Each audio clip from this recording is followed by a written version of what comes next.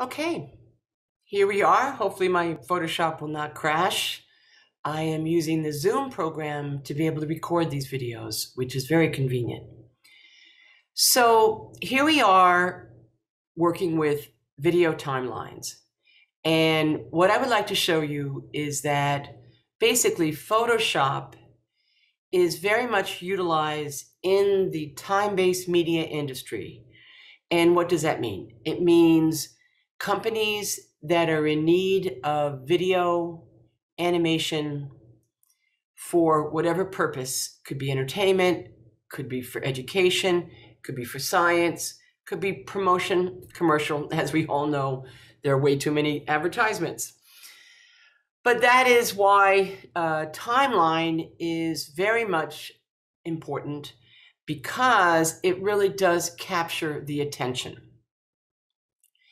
And so Photoshop has two timelines, and that's what I'm going to show you today. So number one, there is a timeline that is what we call, I'm going to pull this up so you can see it a little bit easier. And this is what we call the animated GIF. Now, the animated GIF is basically a format that was created to be able to create time-based media. And it's actually a very old format. And it was always one of my favorites, because this is long before video was able to even be uploaded to the internet. So this was our backdoor way of being able to create animation and visual effects for the web by constructing an animated GIF. Now, what Photoshop does is there are what we call tweens. And I'm going to do another video just on tweens, and that will be also on my playlist. And that is where you decide upon what tween you want to use for your time-based medium. Now, you have created a storyboard based upon what you would like to see, and that's fantastic. Sometimes it's best to create like that and not worry about the technicalities, because often one has to compromise, even for professionals, have to compromise creative objectives based upon the software that you're using, the time that you have to make the deliverable, and the budget, especially the budget, because time is money. And so, but it is important to sort of dream, to design, think out of the box. What is possible? You never know where the budget may come from. So this timeline, as you can see, is what we call an animated GIF. And it is literally painted in Photoshop frame by frame.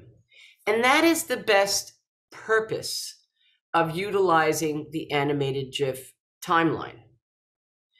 So if anybody wants to do a frame by frame animated GIF using the animated timeline, email me, because there are very specific animation techniques that is widely taught and learned, and it's exciting to do, but it's time consuming. So when I look over your storyboards, I can actually see from your designs what tool you're going to need. So I'm going to take a look at that. If I see something that says, hey, Lester, you know, this would be a great frame by frame timeline animated GIF. Let's do it. Let me show you. And I will make the animated video for that, because it's very unique to everything else. So, and I'll see, you know, and this will serve everyone, because one technique is applied to just about everything there is when it comes to time-based. As you will see in the tween video, when we talk about tweens, computer tweens. So I'm going to stop this now, because this is an animated timeline, and it's very intuitive. If you always do what I ask you to do, which is peruse the software. When you crack software, it takes time to get to know everything. And so you always want to roll down that arrow, look under that hamburger line, the 3 horizontal lines. What is behind door number 3? Here's how to reverse frames. There's that word tween. Select all the frames, copy the frames, paste the frames. These are things that you will decide upon when you are working in creating the content. Here you have the ability to go backwards and forwards. Here you have the ability to select a number of frames and to do the tweens. Now here, the tweens are here as well as on the video timelines, and they're basically generic tweens. Position, point A to point B, opacity, opaque to transparency, or effects such as layer effects, which is up here. So when they say effects, what they're talking about are these layer style effects, so that you can put a glow on, you can animate a glow, and so forth. But that is not always the best thing to do in an animated GIF. The timeline, which is what we're going to talk about next, is really where you would place the animated visual effects. So again, this timeline is beautiful and wonderful for frame by frame animation. And a lot of people do animation, a lot of animators who do not know Flash, do not know Toon Boom, they may do little animated GIFs with this timeline, which is fantastic, but very time consuming. So I'm going to not cover this unless I see in your storyboard designs that you could really use it. And then we'll walk back and do step-by-step, frame-by-frame animation. So we'll close this out.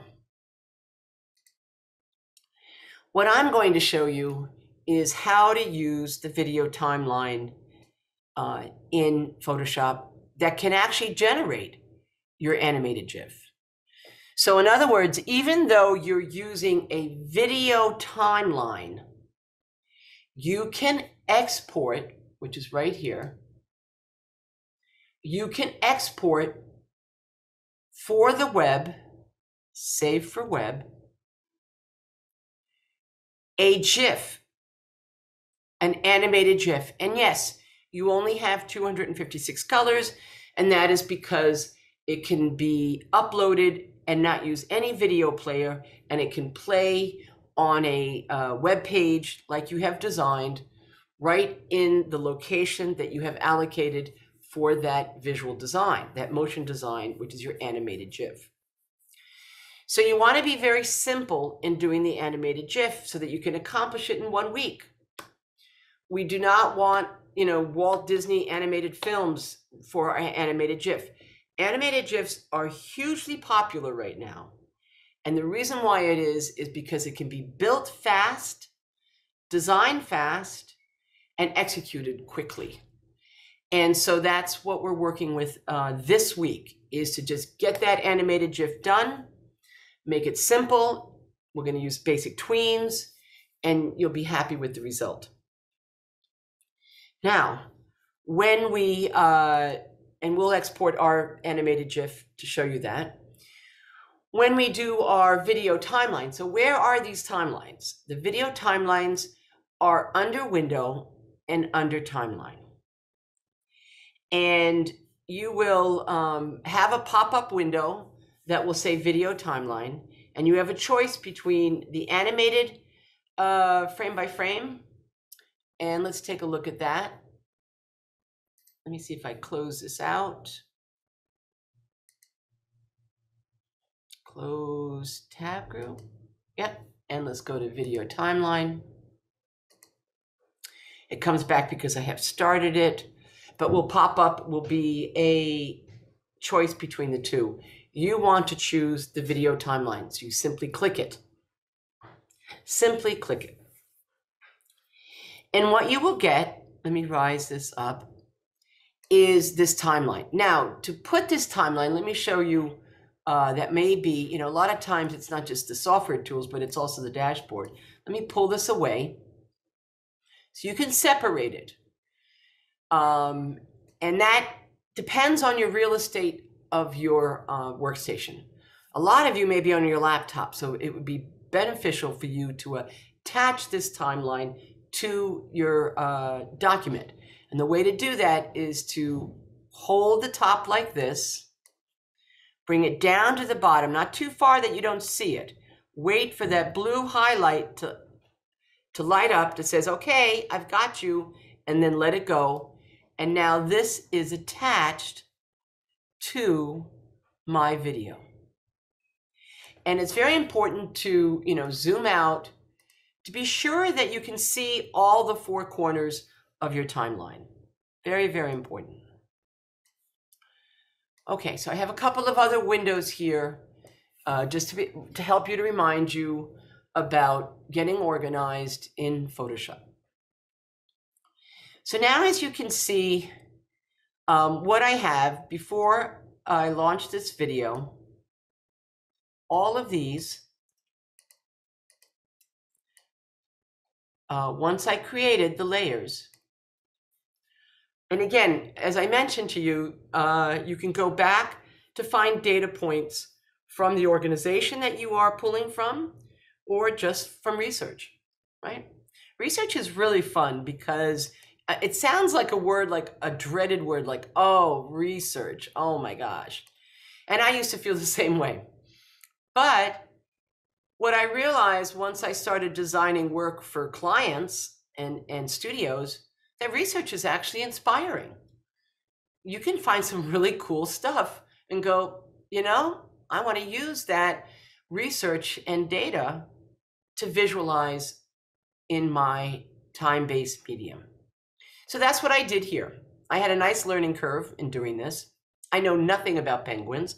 This is one of my sustainable themes. This comes from that hyperrealism that I had created in our very beginning of working through tools.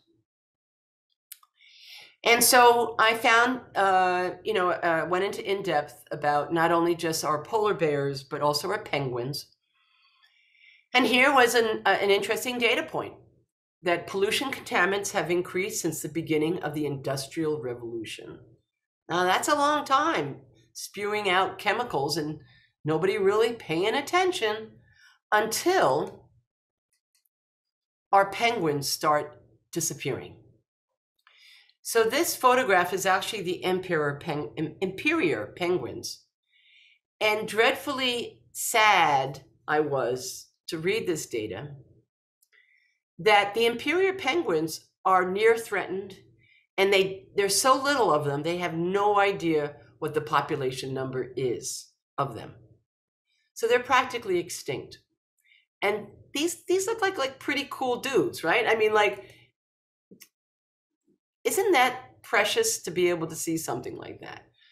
So that data point was sad, and I'm hoping that my efforts in creating this content will bring awareness, and we can stop extinction on the natural beauties of our inhabitants of the planet Earth. So you can see I'm very passionate about this, and I think it's a wonderful thing to bring this into educational assignments so that all of us are becoming much more aware and finding solutions, because we need solutions. And so here are the data points that I found, and support the science and education, share the concern, and raise awareness. So these are the layers I have created. And as you can see, they're on top of each other. What is important when you do have lines on top of each other is that you bring down the guide so that the basis of your lines are going to be appearing within the same central focus, so things are not jumping around when they begin to, in time, show itself. So what we do is we pull down, remember, mouse down on the rulers on the side or the left, and to get rid of them, you can simply come up here to View, Clear Guides, to get rid of them. When you launch the video timeline, which is going to be your animated GIF, unless you do the frame-by-frame animation like we just spoke about, you'll see how it is right here. And so this is your timeline. And the good news is you can simply drag and pull these layers so that they're staggered. So what you see is this. Pollution contaminants have increased since the beginning of the Industrial Revolution, 1760, 1840. So, important to know, you must read your very own copy to be sure that it is on long enough so that people can read it. Now, you may have seen this 100 times and you're really tired of it, but be sure to read it slowly, not fast. Assume the viewer reads slow. So I'm going to hover over this and pull this out. Start again, go to your timeline, to the left, and read again. Pollution contaminants have increased since the beginning of the Industrial Revolution, 1760 to 1840. Good. That's perfect. So then I can bring this up, snug it under, again, read it from here, hit play. Since 1840, the toxic chemicals have almost eliminated the emperor penguins. Population unknown. Oh, nope, still not slow enough. And trust me, a lot of beginners, when you look at beginners' work, it's too fast. It's not slow enough. Don't feel rushed. These are important data points. We don't want it to be missed. It's not entertainment. It's to be informed. Start again. And entertainment is really fun. It can be really fast because you're not there to really inform, you're there to entertain. So things can be fast, just like a roller coaster. Here we go. Since 1840, the toxic chemicals have almost eliminated the emperor penguins. Population unknown, near threatened. And then, again, bring this out, stretch it out. Now, when you roll over, you can see the time. If you hover and pull, you'll see the time here. So 6 seconds. Let's see if that works. And it feels slower. Remember, whenever you're editing time-based media, the program that you're in, whether it be Photoshop, Premiere, Final Cut Pro, Avid, or After Effects, it always appears slow. So you always render out your time-based projects every day after an edit session to be sure everything looks good and time-wise. So let's do this one more. Come back here to play. Support the science and education, penguininternational.org. Share the concern and raise awareness. Okay, and I could shorten that. And then it would go in the loop, which is what you can do when you do the animated GIF. So now let's go back. And you can do this as well in the animated timeline, but it's a lot easier in the video. So let's see how that goes. So first of all, what I wanted to show you is that when you do type, often it looks always too much the same. So you want to be able to change things up so that the eye does not get tired and that they're interested in what they see. And you want to be consistent so you not have too many colors. So remember that 5-color palette is always critically important. And so you see I have changed the color to do that. And on here, what we want to do is simply go to your layer here, bring to your text tool. And again, when you work with text, be sure to use the character window, which is under window, of course, to push and heighten. Sometimes you have to make separate layers if you have them in unique places. So I'm going to highlight this, and I have saved the colors over here in my swatch. And again, how do you add colors to swatch? Double click your color tool, add to swatches. And then deselect. And then again, I'm going to highlight this to be blue. And And now, as you can see, let me check to be sure if I have bolded anything. Yes, I have. I bolded this because you can see it's a little thin. So I'm going to highlight this, highlight, and I changed the font. That's the other thing, because when I went to bold this font, it was too unreadable. So I chose a different font, which is also very good to have the unique font with the important information, and then the subtext to be something that's just very readable. Arial, Helvetica, all of those are fairly standard web fonts. So let's put to bold. There we go.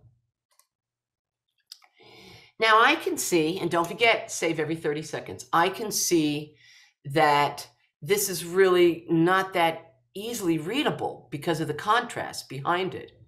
So you can come up here to your layer and apply a layer style, such as this. And I'm going to put an outer glow. So wait for the outer glow. And I'm going to choose black because that's a dominant color among these penguins. And I want it to be full opacity. Now, as you can see, it's too much, very readable, but a little too much. So I'm going to soften this a little bit, bring this down,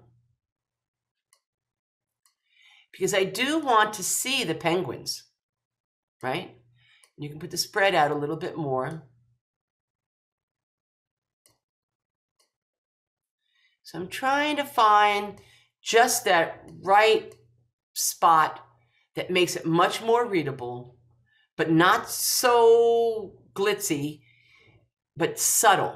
So that in actuality, you really don't want them to pay attention to that glow. You want it to be hidden. And you say, okay. Now look at what happens when I did that. I'm going to turn it off and turn it on, and there you will see why it's a very good thing to put behind type when you have a background that's very contrasty. See? Very subtle, but much easier to read. So type is very important to read. Now, on this one, let's copy it to all of them because it's going to be the same problem everywhere. So instead of having to do what I just did, you can hover over your effect, push the Alt key down. Again, push the Alt key down, mouse down on your effects, and drag and drop to the next layer. Again, Alt key down, mouse down, drag and drop to the key, and there I have put that glow on all of them. And again, Control S, be sure to read. So I know that I'm not the most entertaining tutorial demo person, but it's really important to listen through all of the videos step by step. I create videos every time I am doing a tutorial. So there's quite a bit of variety where I cover many tools. So that's up to you to be looking at many of the tools. So now I could say that this is what we call, let's play this through. I could say that this is what would be considered my rough cut. Now I'm going to end this video after we export it as an animated GIF demo. And then I'm going to show you how to do your motion graphic demo as a rough cut. It is very similar to this, super similar. And then the next one will be a lot more about keyframes and things of that sort. Now that was just 6 seconds. It felt like 12 seconds, but it technically is 6. So now I'm going to come over here, and I'm going to export this out. So I'm going to save it. But before I do that, I want to show you how you can basically put on very simple effects. So you come over here and you mouse down and you drag and drop. You drag and drop the fade onto this, and you can actually edit this. It doesn't have to be that long. So I am going to shorten it because I want them to be able to read it quickly. And you can highlight all of these. Remember, a shift key down creates multiple selections, and you can advance it to be slightly off so that when they come, they see my penguin buddies. And you can hit the space bar, which is traditional in most timelines, is to hit that space bar to stop it, start it, stop it, start it, to see what's going on. Now I can, again, I kind of want to see my buddies again. I want to drive home how adorable and cute these creatures are. And so I'm going to take this apart. So now we see things like this.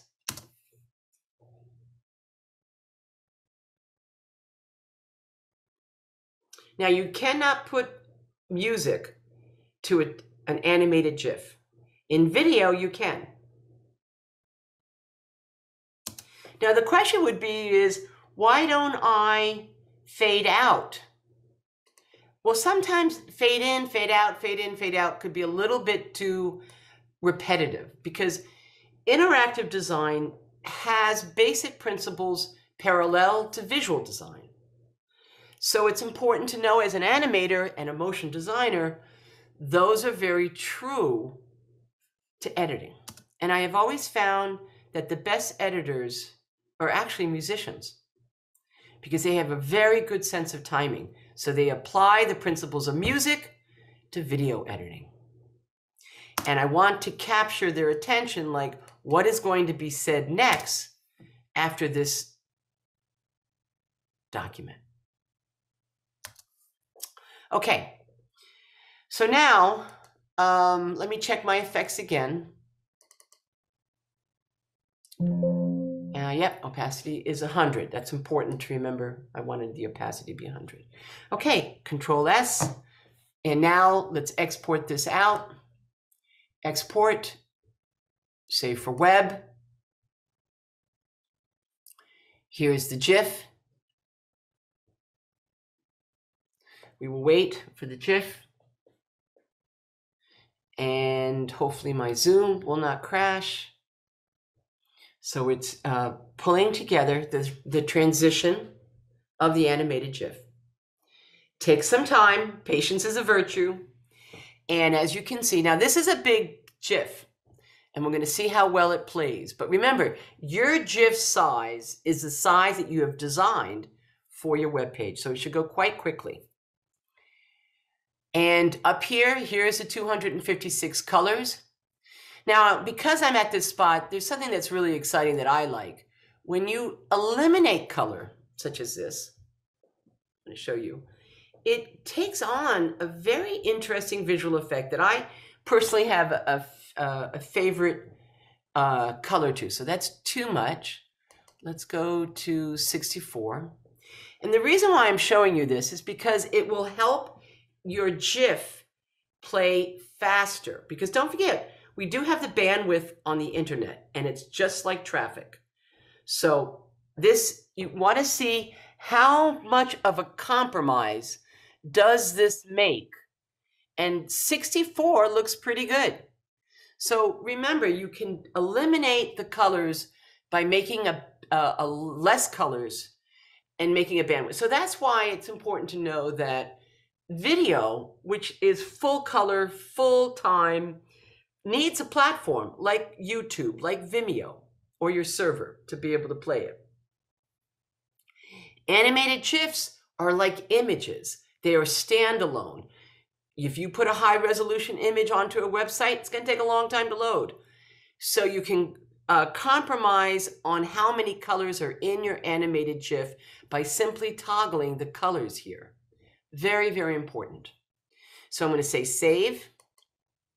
And of course, save this in your production folder, which I have done. And I've done 2 demos on this.